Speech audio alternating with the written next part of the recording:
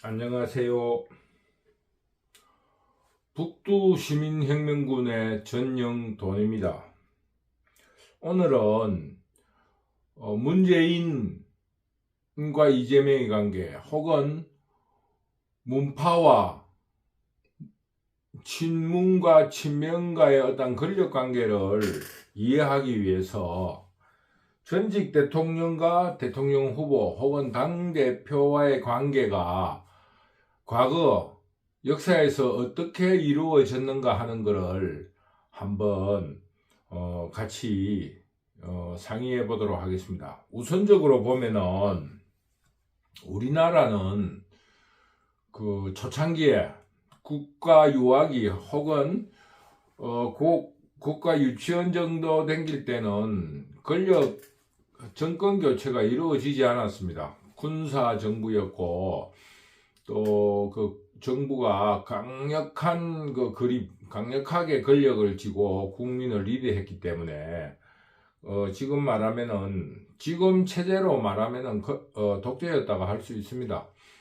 그러나 저는 그거를 수긍을 하는 입장에 있어요. 왜냐하면 전쟁 끝난 지 60년이라면 전쟁 끝난 지 10년이 안 됐습니다.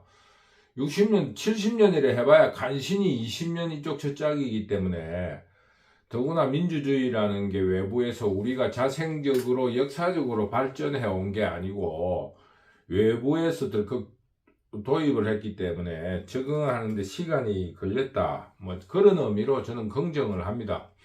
왜냐하면은 결과론적으로 오늘 우리나라가 굉장히 성공을 했기 때문에 뭐 거기에 대한 과가 묻힐 수도 있다.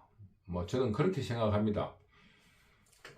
그런데 이제 우리나라가 이제 경제적으로 성장하고 민주주의가 성숙하면서 한 30년의 민주주의를 성숙시키면서 87 체제, 대통령의 단임이 실천되고 정권 교체가 이루어졌어요. 그 정권 교체가 이루어지는 과정에서 전임과 후임의 관계가 어땠는가? 이런 문제를 한번 제가 한번 들여다 보려고 합니다. 이거는 학문적인 게 아니고 뭐 우리들이 일상적으로 보는 상식적인 이야기로 한번 체크를 한번 해보도록 하겠습니다. 이제 박정희 대통령의 18년이 집권이 끝나고 쉽게 말하면 정변에 의해서 정권 교체가 됐기 때문에 전임 대통령이라는 게 존재하지를 않았어요. 물론 윤보순 대통령도 있었고 이랬지만은 실질적으로 권력이라 할까 권위 혹은 전임 대통령에 대한 자격이 그렇게 크게 활동할 수 있는 역할이 별로 없었습니다. 그랬는데 87 체제 6.29 선언으로 해서 직선제가 이제 전두환 대통령이 이제 집권을 하고 이제 노태우 관계 젊은 사람들이 하면서 아주 전두환 대통령이 50 전에 대통령을 했으니까 물러났을 때 60이 안 됐어요. 한 8년 했는데 7년에서 8년 했는데 그런데 이 전두환과 노태우를 이렇게 보면은 전두환이 권한이 엄청나게 셌습니다. 그래서 당대표 시절에서는 뭐 전두환이가 거의 정권을 쥐고 그 후임을 잘 만들어서 자기의 대통령 뒤에 안위를 보장받으려고 했어요. 근데 노태우가 오공청산을 해가지고 백담사에 갔습니다. 쉽게 말하면은 배신이라 합시다. 간단하게 서로 배신하게 됐어요. 노태우가 대통령이 됐는데 그런데 노태우와 김영삼이가 월등히 국민적인 지지도가 세었습니다. 물론 권력은 노태우가 가지고 있었지만 그래서 김영삼 대표는 대통령이 되기 전부터 이 노태우를 들이받고 결국 김영삼이가 12.12 쿠데타로 해가지고 진역을 감옥으로 갔어요. 징역살이를 했습니다. 형사처벌을 받았습니다. 구테타로서 형사처벌을 받았어요. 형사처벌. 결국 후임이 어쨌든지 노태우도 그랬고 김영삼도 그랬고, 그런데 이때는 지금 전임 대통령과 야당 대표인데 이거는 그래도 전부 다 성공했어요. 후계자로서 같은 당입니다. 김영삼과 이해창이, 김영삼이 월등히 현실 권력이고 국민적 지지가 높았어요. 그래서 이해창이가 낙선했습니다. 낙선하고 말았어요. 그러면서 김대중 대통령이 들어섰습니다. 김대중 대통령. 그러면은 이때 이해창이는 야당이에요. 이해창과 김대중, 근데 같은 당이 아니잖아요. 그러니까 서로 뭐 땡기고 밀고 할 수 없어요. 그런데 김대중과 노무현도 김대중이 월등히 높았습니다. 김대중이 월등히 높았는데 노무현이가 노태우하고 비슷한 2인자 전략을 썼습니다. 2인자 전략을 썼지만은 배신 때렸습니다. 배신. 이것도 배신해가지고 낙선했어요. 이것도 이해창이도 배신해가 낙선했어요. 낙선. 이도 배신해가지고 열린우리당으로 분당해 나갔습니다. 분당. 결국 노무현이도 김대중에게 배신했습니다. 근데 이것은 아직까지 야당 대표가 아니잖아요. 근데 노무현이와 정동영은 노무현이가 세웠습니다. 그런데 정동영이가 자기가 센 줄 아다가 낙선했어요. 뭐 이거는 어쨌거나 간에 이것도 뭐 사이가 안 좋다고 볼 수 있어요. 왜냐면은 정동영이 입장에서 좀 도와줬으면은 괜찮다 했는데 노무현이가 근데 실정을 했어요. 실정을 했는데 뭐 정동영이는 굉장히 지지도가 낮았습니다. 노무현이 지지도가 낮아가지고 정동영이도 떨어진 거예요. 그러자 이명박이가 됐거든요. 그때 대표가 박근혜입니다. 이명박과 박근혜도 관계가 좋지 않았습니다. 관계가 좋지 않았고, 뭐 이거는 전부 다 지금 같은 정당 내에서 정권 교체가 이루어지지 않은 관계에서 이루어지는 겁니다.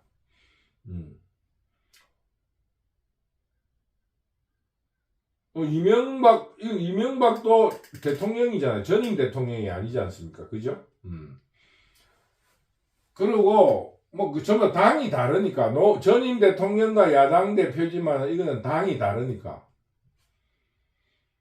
문재인과 이재명이 이게 제가 말씀드리고 싶은 거는 문재인과 이재명은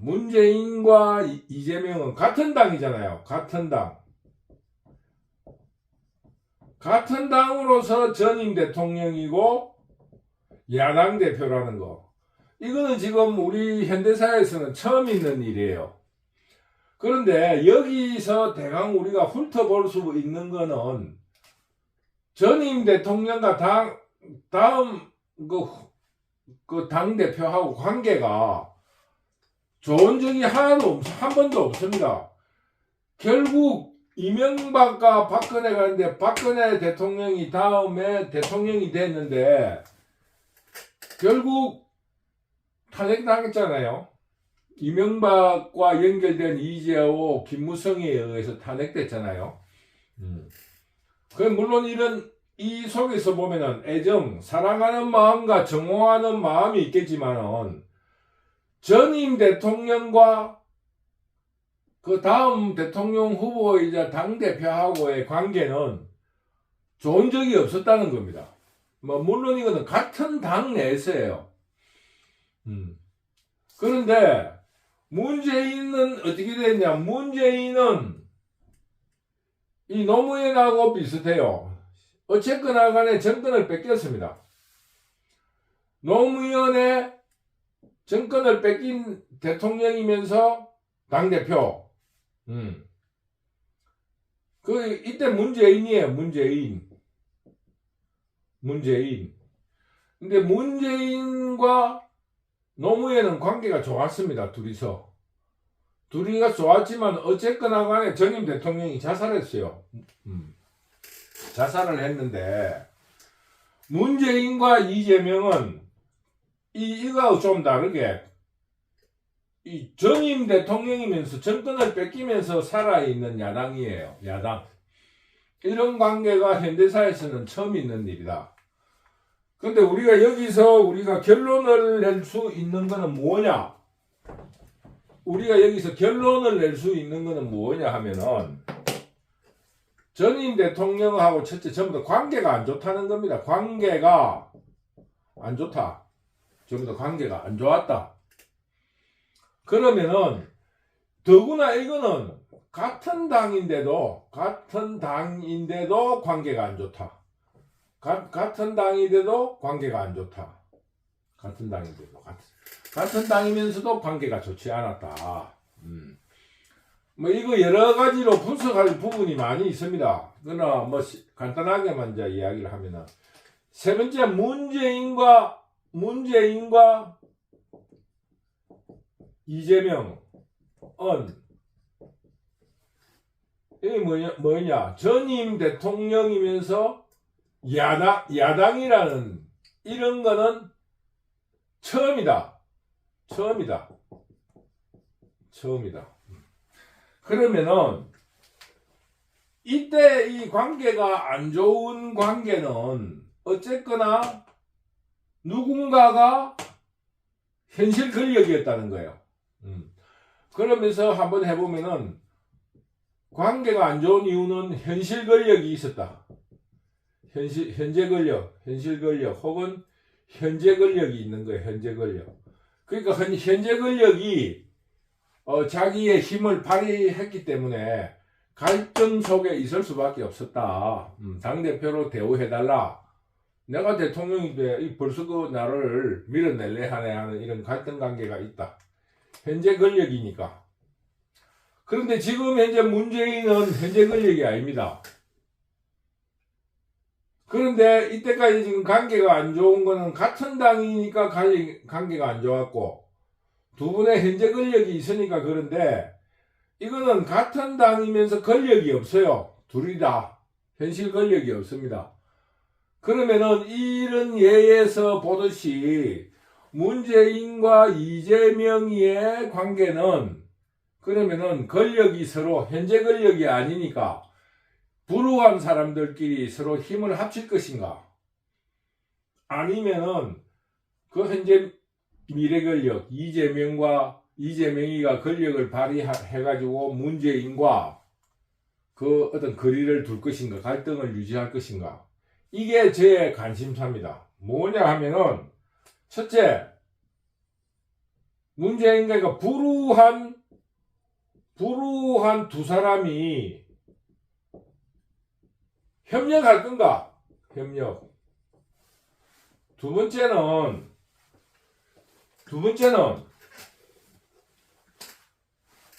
그래도 이재명이가 미래 권력으로 내가 그래도 지금 앞으로 미래 권력으로 행세를 해가지고 갈등할 것인가? 협력할 것인가? 갈등할 것인가에 대해서 저는 굉장히 주의 있게 바라보고 있습니다. 그런데 저는 갈등한다고 봅니다. 절대로 권력이 공존할 수 없다. 서로 나누어 가질 수는 없습니다. 권력은. 머리가 두 개 있는 짐승이 없는 것처럼 그 수뇌부, 지도부가 두 개가 존재할 수가 없다. 그래서 저는 예상을 하는데 문재인과 이재명도 위에 전임자들처럼 전임 대통령과 현재 권력, 미래 권력이 갈등할 것이다. 미래 권력이 갈등할 것이다. 그래서 뭐냐면 문재인의 입장에서는 조용히 나를 가만히 있게끔 해야 되겠는데 이재명이가 앞으로 만약에 지금 대통령 후보를 한 번 더 나오려고 그러면 문재인에 대한 실정을 비판할 수밖에 없습니다. 왜? 우리 당이 개혁이라는 걸 말하려면 민주당에서도 민주당에서 개혁이라는 것을 말하려 하면은 문재인을 비판해야 된다. 이재명이가 이 문제를 가지고 있어요. 그래서 저는 협력하지 못한다. 그래서 공천이 끝날 때쯤은 큰 갈등이 있을 거라고 내다봅니다.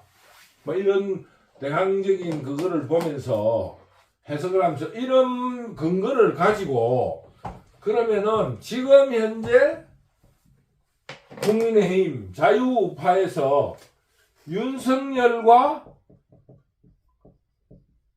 한동훈 어떻게 보느냐. 지금 언론에는 굉장히 갈등하는 것처럼 비판적으로 나옵니다.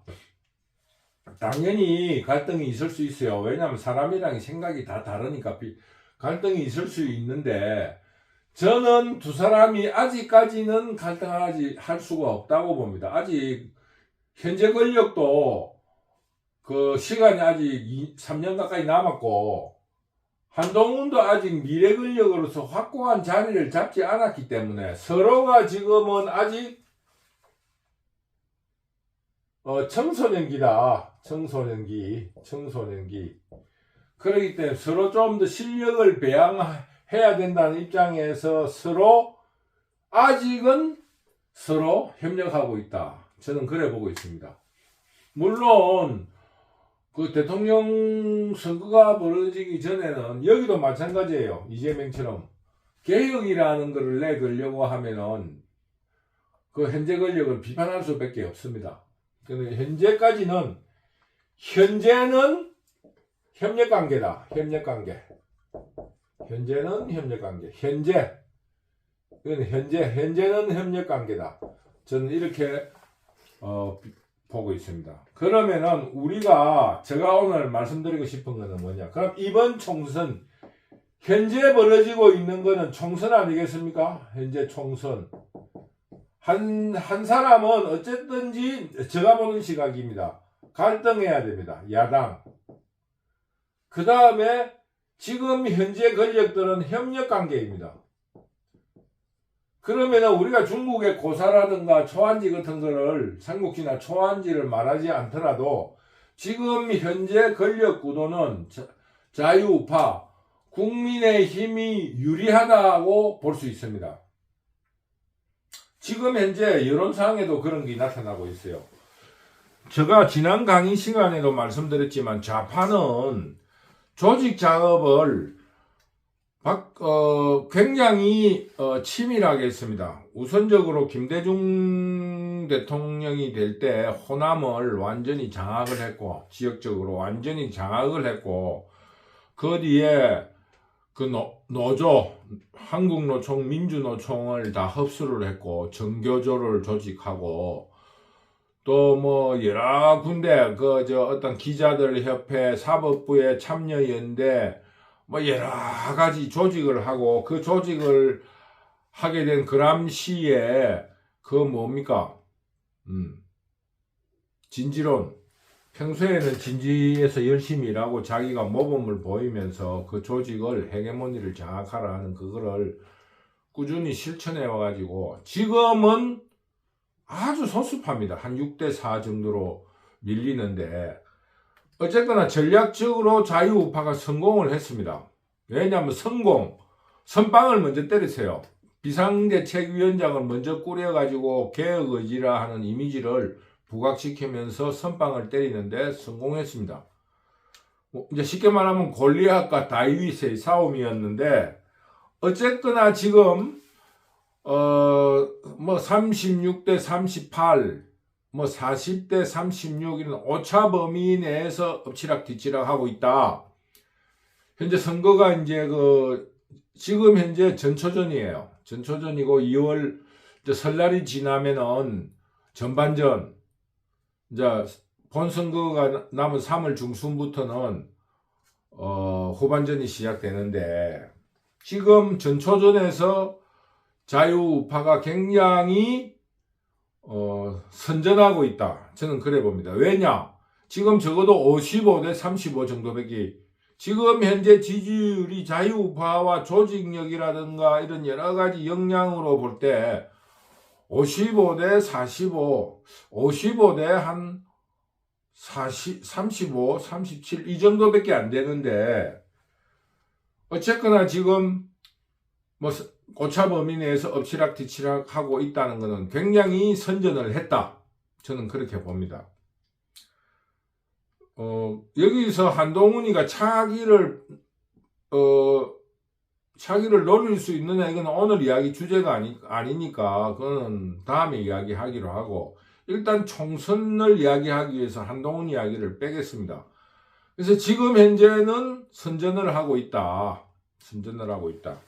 그러면은, 자유우파가 앞으로 해야 될 일은 무언가?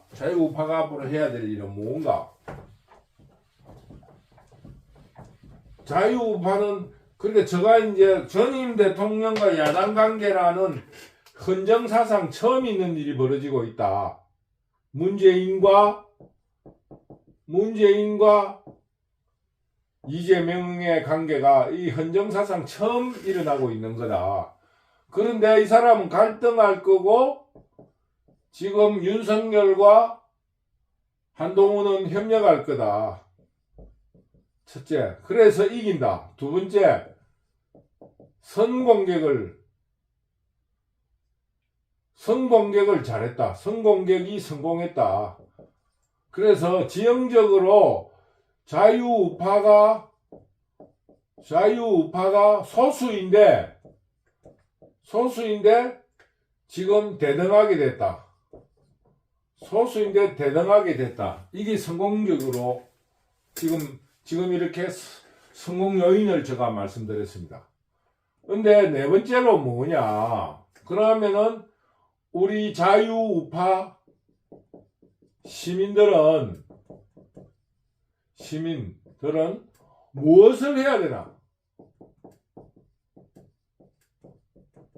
무엇을 해야 합니까? 저는 여러분에게 말씀드리겠습니다.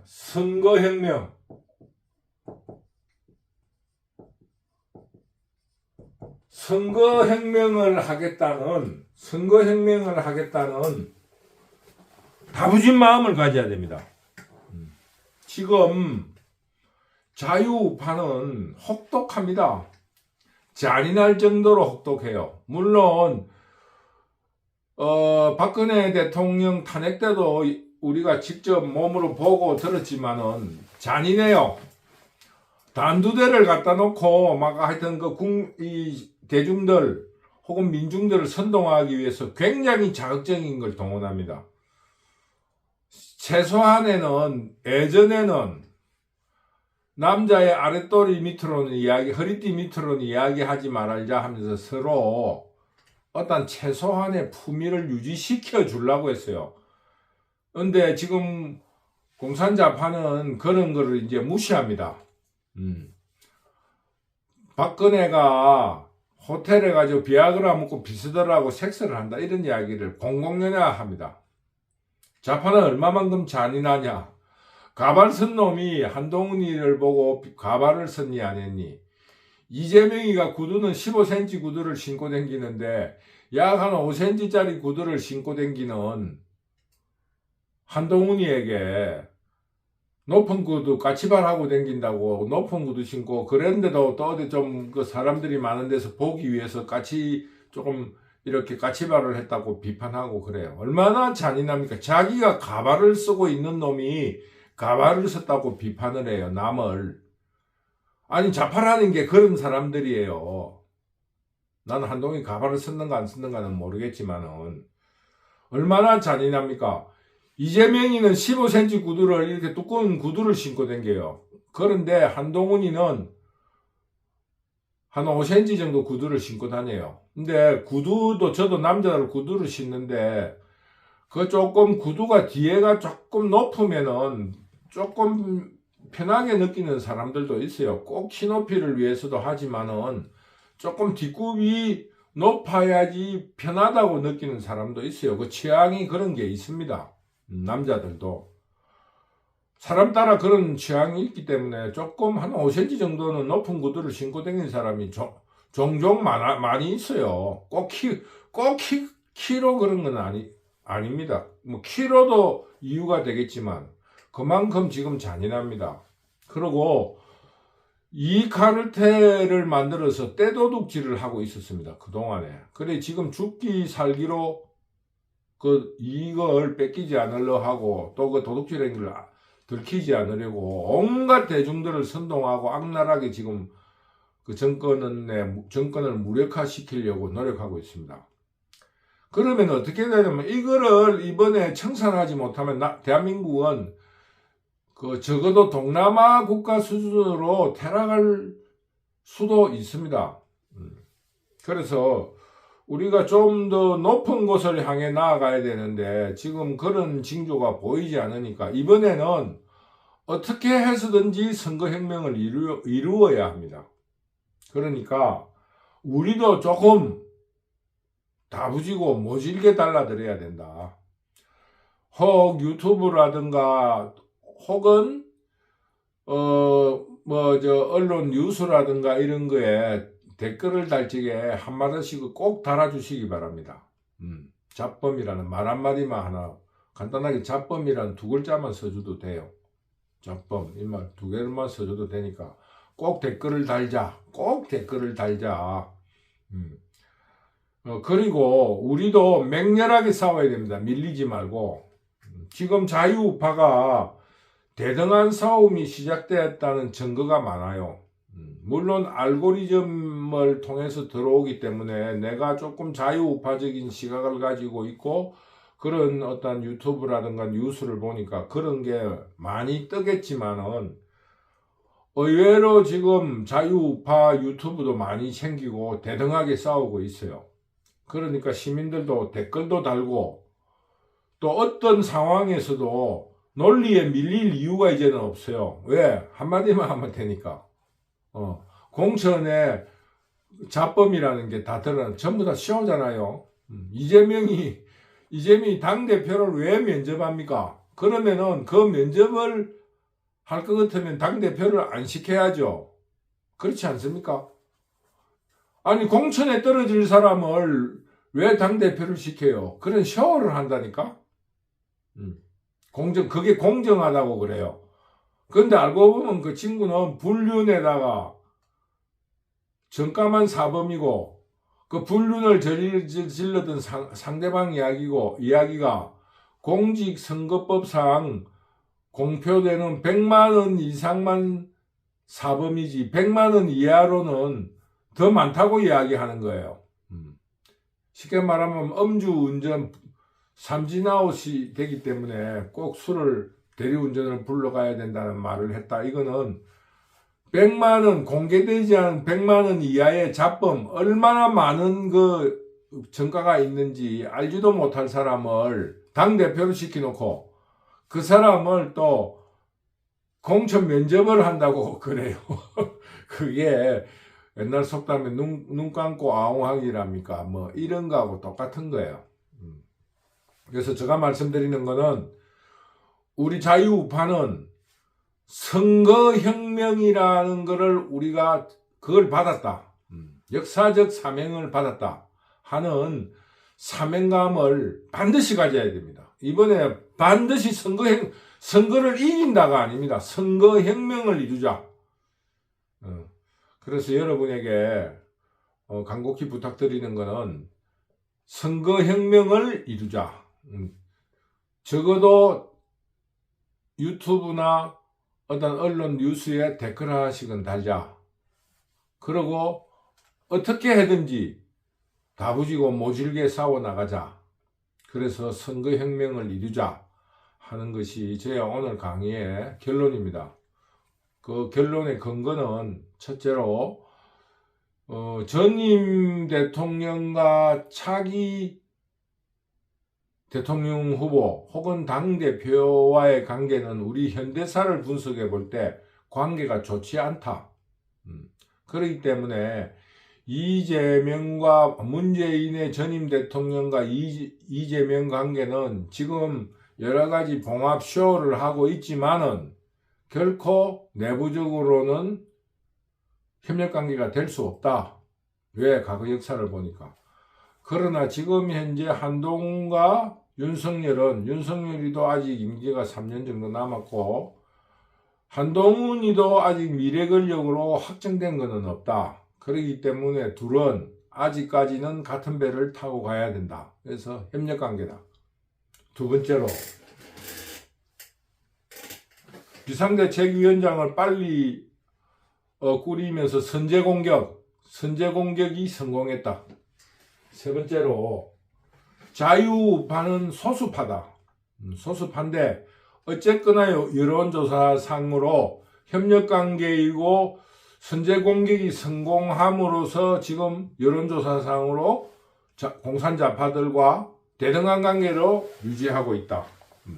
지금 조금만 우리 자유우파 시민들이 다부지게 싸워주면 성공할 확률이 많다 이겁니다. 그래서 이 세 가지를 볼 때 결국으로 지금 현재 우리 자유우파 시민들이 어떻게 하느냐에 따라서 이 선거는 선거혁명으로까지 이루어 나갈 수 있다. 이런 거를 여러분에게 오늘 강의 주제로 말씀드렸습니다.